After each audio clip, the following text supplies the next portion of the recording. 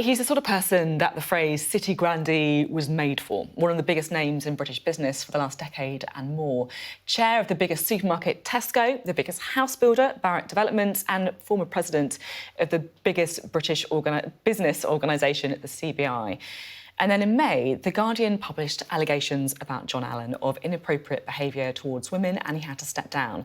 Now, he denies 3 of the 4 allegations, and he joins us now for his first broadcast interview since those claims. Thank you for being on the programme. Good morning. Now, honestly, I thought quite a lot about how to approach this interview, right? Because we're only going to hear one side of the story. The people who've made the allegations don't have a voice on the programme this morning, and I do feel a responsibility for that. But at the same time, you know, you also have the right to put your side of the story across about what you say happened. And also, frankly, you know, you could have chosen elsewhere to do it, somewhere where you might have got a softer landing than on the programme as well, so we appreciate that. So when did you first find out about these allegations? I think it must have been a couple of weeks before The Guardian published. They raised these issues. They raised these very vague, you know, unsubstantiated, anonymous allegations and asked us if we wanted to comment.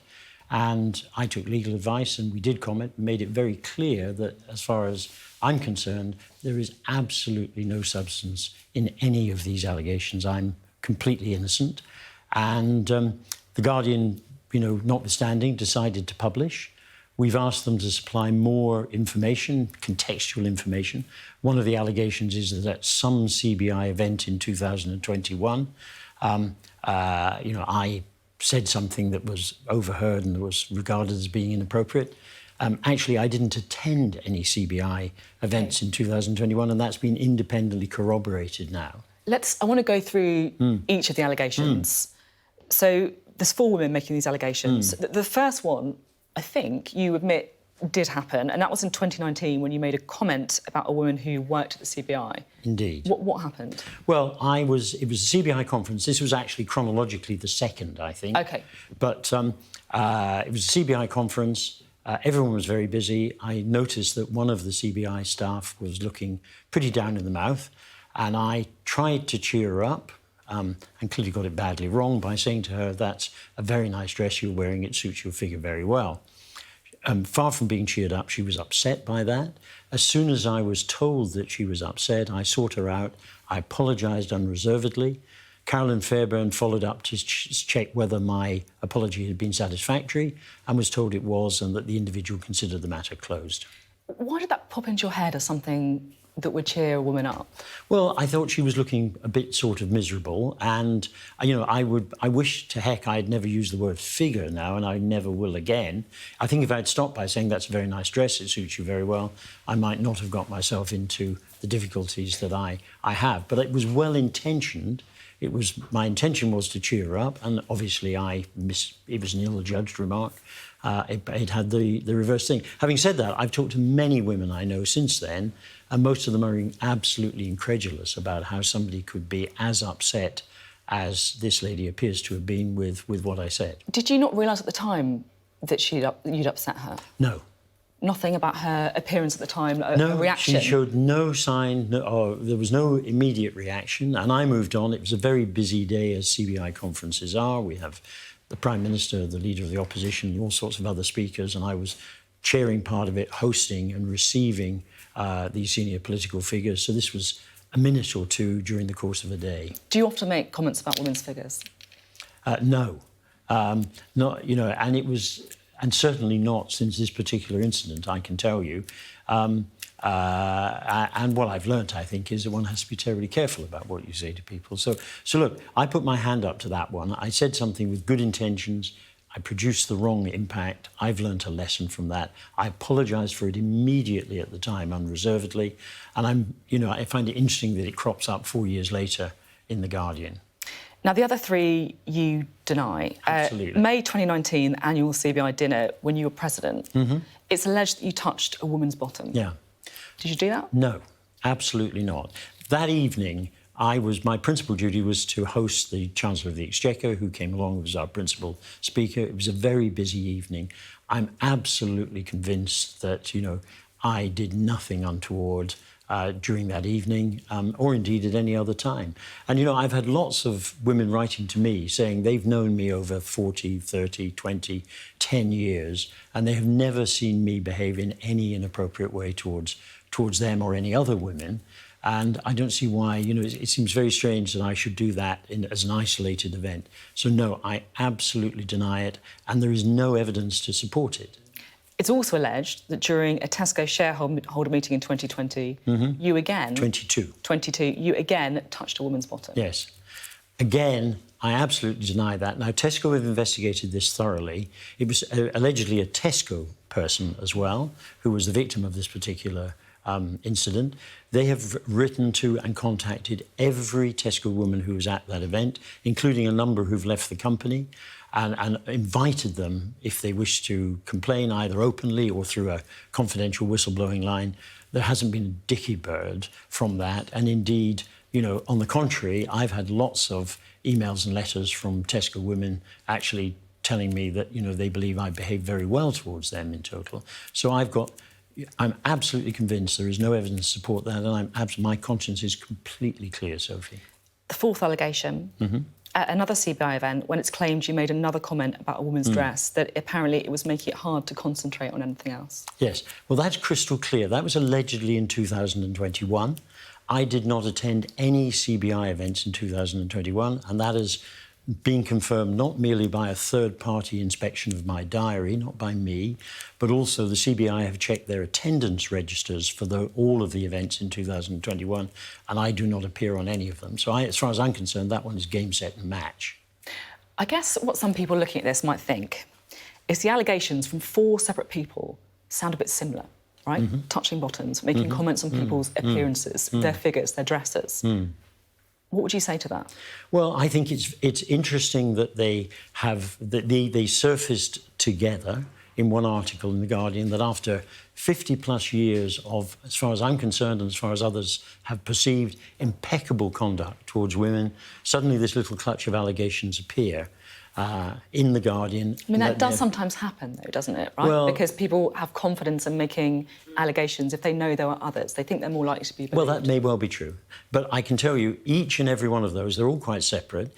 Each and every one of those, I strongly defend my conduct. There is no truth in them. And I'll tell you what is also interesting, and people have said to me with more expertise in this field than me, Sophie, is very often when some people bob up, then it gives others the confidence to raise these. Now, not a single person has raised any other allegations about me during the month or two that this has been in the public domain. No one.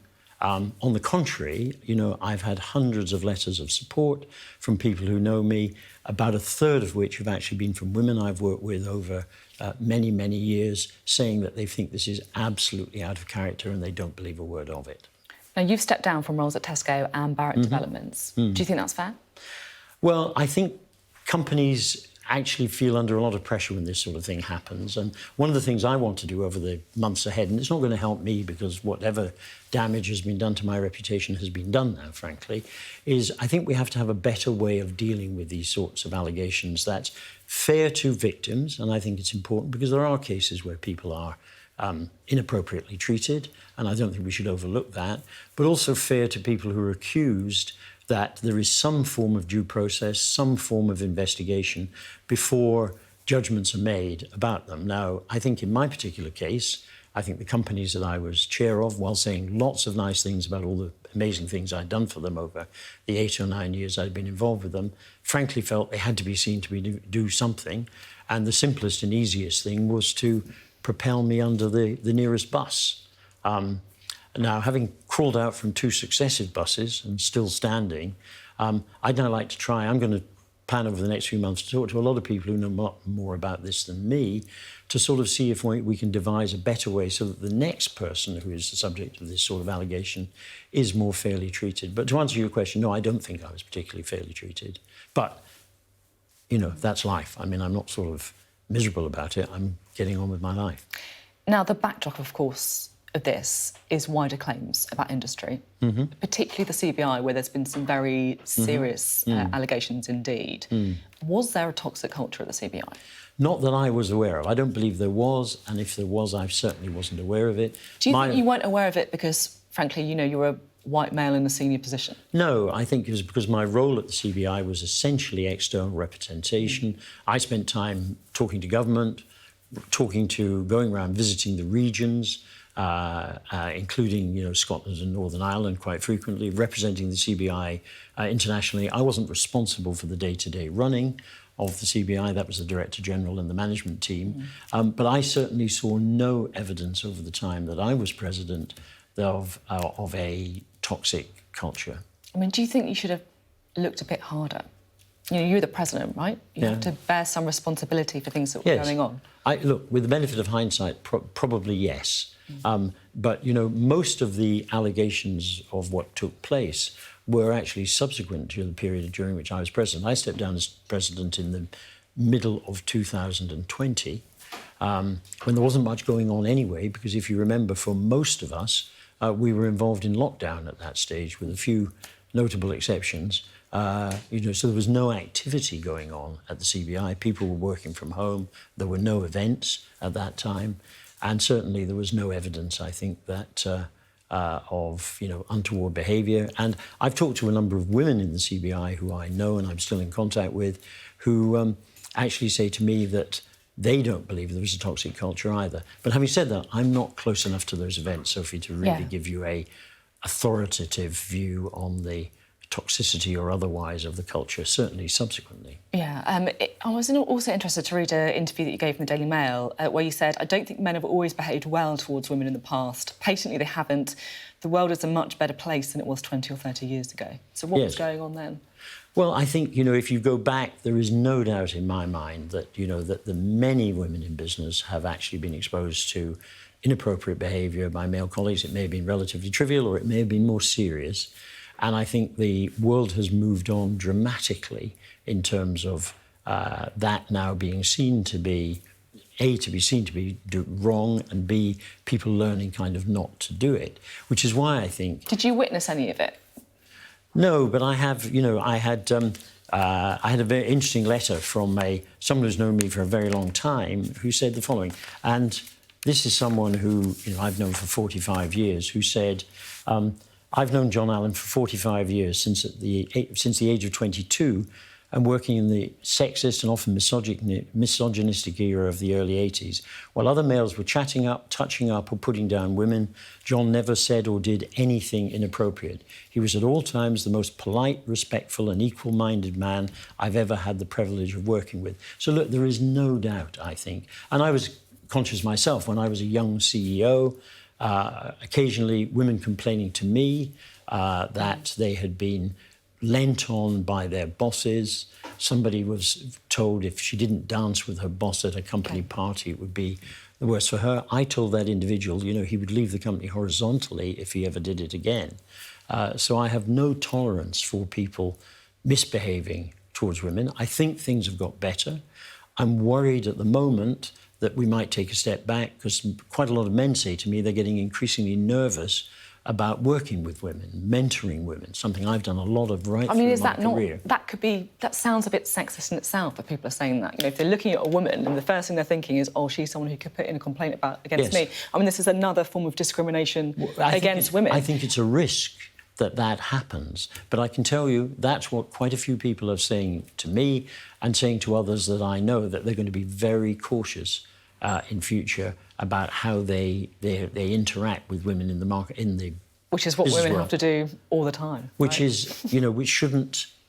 Yes, but I think if it leads to overcaution, it will actually be negative in terms of... You know, I think women have made huge progress in business over the last 20, 30 years. You know, I've been a part of that, and I know that I've played a major role in helping increase the proportion of women on boards, for example, and I would hate to see that going backwards. OK, thank you very much indeed. Thank you. John Allan, there.